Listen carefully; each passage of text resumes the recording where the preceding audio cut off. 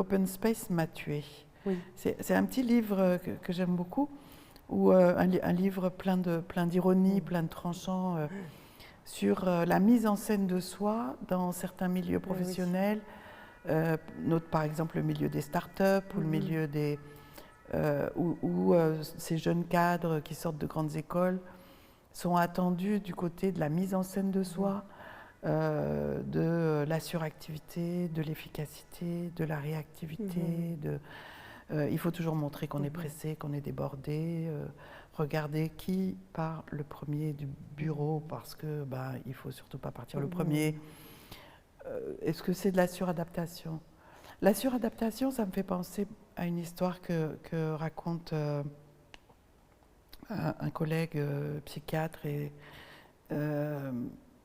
qui travaille chez Marmottan, qui disait qu'il reçoit en consultation un jeune cadre qui a priori le profil du jeune cadre, donc costume, attaché case, enfin un look assez contrasté par rapport à, on va dire, aux patients qui viennent classiquement à Marmottan, qui ont plutôt le look, sans vouloir caricaturer évidemment, du toxicomane qui a une vie difficile et qui peut d'ailleurs vivre aussi à la rue. Donc le temps de la surprise passée, le professionnel, le psychiatre dit « Monsieur, qu'est-ce que je peux faire pour vous ?»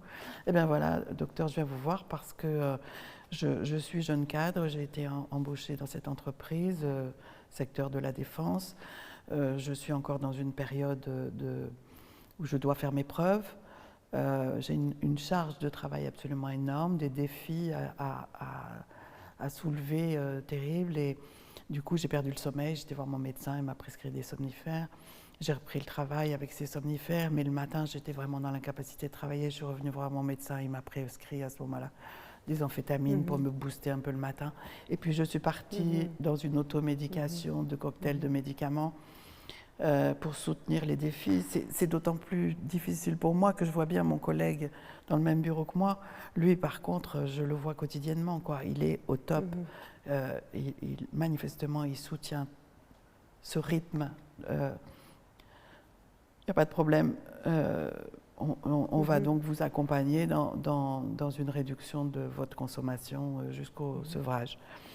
Et puis Michel Hautefeuille, donc ce psychiatre qui raconte cette histoire, précise que quelques semaines plus tard, il reçoit un autre consultant, même profil, même demande. C'est le collègue. C'est le collègue. Oui.